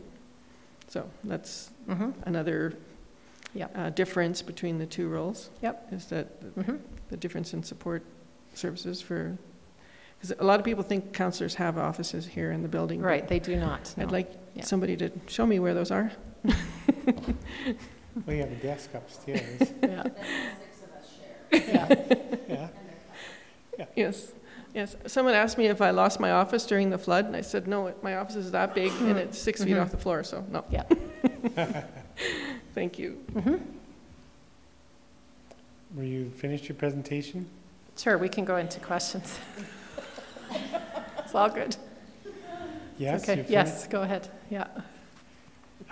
Just question the other municipalities that you've noted that have made a decision on this.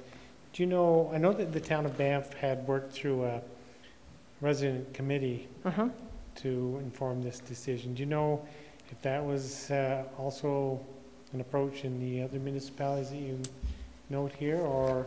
The city of Leduc had a resident committee, and the town of Banff, as you indicate, and the city of Grand Prairie.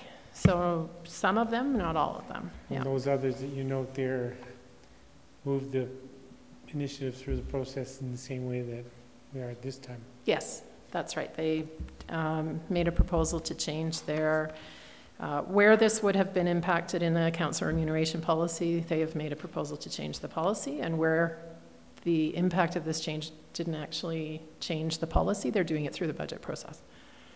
So it's a little bit different in each municipality. Everyone is able to handle this type of a topic uniquely to their situation. Yeah. I wonder how it's playing out in other parts of the country, given the federal regulations make 50% of the income tax-free. I wonder, it'd be interesting to know how it's playing out. Yeah, and that is an interesting point, that the federal regulation had applied to 50% of income, but the Municipal Government Act in Alberta restricted that to 1/3. So then each province was able to take the federal regulation and make a tighter or a lesser restriction if they wished. They couldn't increase it beyond the 50%, but they were able to do less than 50, and Alberta had chosen to do with 1/3 as opposed to 50%. Yeah. I wonder what informed the federal I mean, I can certainly research that. I haven't researched outside of Alberta, but if that's of interest, I can do that. Okay. Well, I appreciate you bringing this forward. We'd asked that you would at the business planning sessions, but Councillor McCallum has a question. We're still looking for, you're still looking for feedback, right? So I guess, and so am I misunderstood that per diem amounts did not receive the 1/3 tax-free status in the past. That's my understanding, but I will certainly clarify that. I think you might want to take a peek at that. And I could be wrong. I just see how they're laid out on our pay stubs, and they seem to be divvied up. So if I'm wrong, then ignore this feedback.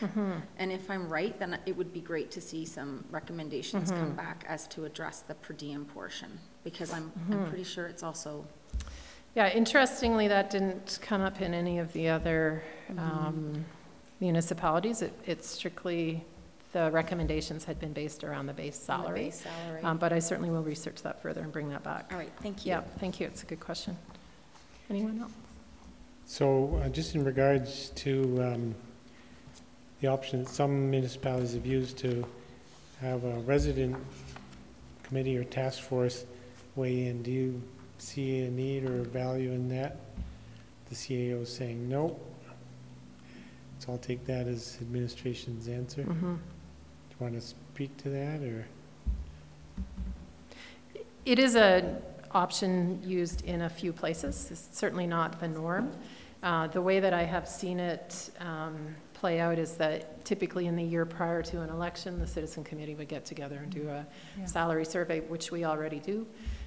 They would look at the salaries, make a recommendation to council through administration, and council would make a decision, which again is what you already do. So it's an option, but it's not a widely used option at this point, certainly in the research that I've done. Yeah. Thank you. And just to supplement what Ms. Rogers was saying, that's my understanding of how other municipalities have used it. It's a standing committee that looks at council remuneration once a term. It wasn't a committee brought about just to look at this issue. We have discussed the option of using a committee in the past for council remuneration, and have chosen the option of looking at comparator municipalities across the province instead. So that's why. Councillor Sanford. Thank you, Your Worship. I'm just looking more closely at this chart. Can you just go back to the chart for a second? So in the mayor's CPP, currently the employer share, right, doesn't change. Because with that level of salary, he reaches a maximum. There's a maximum contribution for Canada Pension Plan, which that level of salary achieves, and the other needs more to get to. So the councillor's CPP goes up considerably. Yes. Because because you don't reach the maximum in the same place. Yeah. Okay. Yeah. All right. I just want to make sure that that was a good question. Correct. Okay. All right. Thanks. Okay. Okay. Thanks very much for bringing this forward. We might as well just keep moving along here and move into item E1, council updates. And follow the usual format and open the floor to any member of council who wants to ask a question or clarification of any other member of council on their report. The only other question I had was for Councillor Seeley, so I have no questions. And if nobody else does, we'll move into item F1, service area reports. For the General Manager of Municipal Services, and you can call a friend. In the report 3C, talking about issues around overnight parking, particularly Elevation Place and other public lots. Notes the signage is being changed to indicate a small area for daytime parking only, to create an area where overnight parking and camping is allowed. I guess the question on that is do we know when that will take effect? As far as the signage changes? Yeah. There have been a few signs that have been taken down already. And additional clarity to the existing signs is anticipated to be added sometime this week. And is there a porta potty in place now, do you know? There is. Okay. And then following that, it notes staff and community social development are looking into the possibility of creating a permitting system for next summer that allows overnight camping for those working in town. I can't help but think about Wapiti Campground and the origins of that, which was exactly to address this very issue. And some time ago, council of the day chose to stop using that campground in this way, but I think it's worth having a conversation around repurposing Wapiti Campground for this purpose. The question, I guess, is does anybody know what the current lease terms are on the campground? That's the provincial campground, right? So it's provincial leased area, and we have received notice that the province will not renew that lease. Oh. So it's not an option? Well, we currently have the lease and intend to operate the campground until such time as the lease terminates, or until such time as the province expands the visitor information center area, which is their planned use of that site. Do you know when the lease with the province expires? I don't know offhand. But I just might add that campground continues to have spaces, continues to serve tents, and continues to be available for people who wish to pay for overnight camping. But for the whole month or two at a time? Yes, yes. Okay. So what's to prohibit the people parking up by Elevation Place from? It's free. I think it's more complicated than that. So, if I may. Yeah. So, like all accommodation in the valley, Wapiti is generally speaking booked in advance and completely full for pretty much every weekend of the summer, as well as Thursday through Sunday. So the expanded shoulders on the weekends.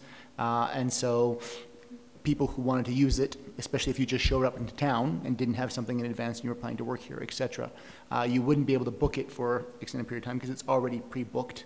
And you wouldn't know that, so you would either be moving in and out every time for the few days it's available, or so it is slightly more complicated. In terms of the lease, I actually don't remember the exact date, but I do understand that the province is planning to pursue their redevelopment of the visitor accommodation center very soon. And so the expected timeline on that is within the next couple of years, 1 to 2 years. Okay, thanks. Councillor McCallum? I decided to not ask a question unless Did you decide to? I decided to. Okay. Remind me to tell IT this board's not functioning very well. This one here, remind me. Was there another point of discussion on that matter?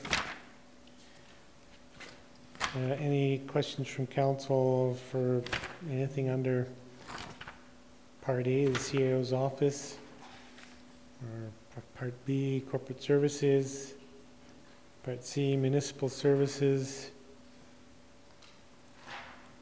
Just one question under Section 4, protective services, talking about the fire pump, the ladder truck has been out of service. It's anticipated to return to service date August 11th, which was a couple of days ago. Do we know if it has returned to service? Mr. Rempel, did you know? Everybody looked over to you.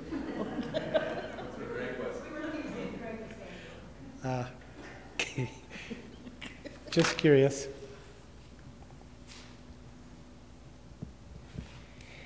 And under D, municipal infrastructure, it's noted that talking about the Quarry Lake off-leash dog pilot project for now is being considered status quo.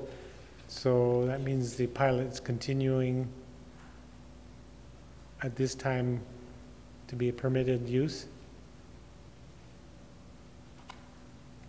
So the pilot program was going to expire, but we haven't expired it. It's still permitted off-leash area. Oh. I'm still blinking green, so So yes, as the report indicates, we are proposing no change at this time to the permitted usage at that location. So we consider the pilot project over. We've collected the data that we were able to collect and have drawn the conclusions that we were able to draw. However, until such time as further recommendations come out of the wildlife technical report, we are not proposing any changes at this time. So essentially the pilot project is extended? So the pilot was meant to collect information, which we have concluded. The use that was permitted under the pilot project will be continued to be permitted. It's become semi-permanent until further notice. Okay. Okay. So I can't remember, did council approve the pilot project? Yes. So wouldn't an extension of the pilot project come back to council for decision? If you would like us to bring back a decision report for that purpose, we can do that. I'm not saying I'd like it, but I'm just wondering about the process. I'm just recalling Ms. Risling-Wynn standing in front of council and giving a report on the pilot and providing this information that we intended to continue to allow it, it's essentially the 1 kilometer trail loop and the access to the back dog pond, right? So I don't think anything has changed since then. We were waiting for the outcome of the roundtable report to see if there were any recommendations that suggested that should not occur. And seeing that that wasn't explicit in the recommendations, that it was then permitted to. But if it's council's desire to approve that, then we can. Only if it was council approval in the first place. Okay, we will verify that. Thanks. Councillor Comfort? Yeah, just for that, I had taken my dogs up to off-leash and looked at the sign that was provided, and it was out of date, so I requested that they update it, and that's been done. 2 weeks ago, so just so you know. Good. We're on it. Councillor Sanford. Thank you, Worship. Can anyone comment on the off-leash dog ticketing? We're at 89 tickets year to date. Last year it was 34 for the same period, so more than double. Has something changed with enforcement? Mr. Fark, can you give him the microphone? Not to my knowledge, but I can follow up on that for you. Well, I think they've been more aggressive in enforcing the bylaw. So to my knowledge, yes, bylaw has taken, largely as a result of the discussion around the Wildlife Roundtable and the technical report that came out, bylaw has essentially taken a zero tolerance approach to off-leash dogs, as has the province in their current enforcement efforts. And as a result of that, that has resulted in an increase in the number of citations. And earlier, one line earlier, it says that the community peace officers and conservation officers have been conducting joint patrols. So that is correct. So in the areas where there is overlapping jurisdiction and where joint patrols are possible, we have been working, again, this was a recommendation that came out of the technical report, and so we have been starting to move forward on some of those. So yes, they have been doing joint patrols. And is that potentially why there's more ticketing? The increase in patrols, so the province allocated another 2 additional seasonal conservation officers for this area, also with the intent of taking stronger action on this. So the combination of increased resources and the zero tolerance policy is, and the joint patrols is why we are seeing that increase. Are they ticketing for off-leash dogs, the conservation officers? Yes, they are. Okay. But we don't see that number in our report here. No, because that relates to provincial land and to their jurisdiction. Okay, thank you. I think the point of that bullet under bylaw services, Councillor, is simply to underline the fact that they're actually enforcing our own bylaws more intentionally now, and that's the result.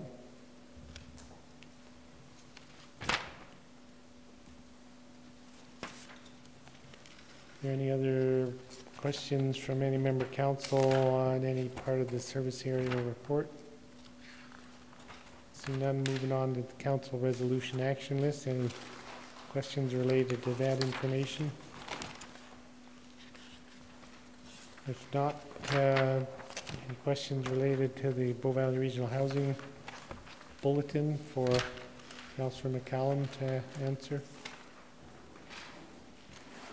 Seeing none, call a short break, and then we'll come back and move in camera. 10-minute break.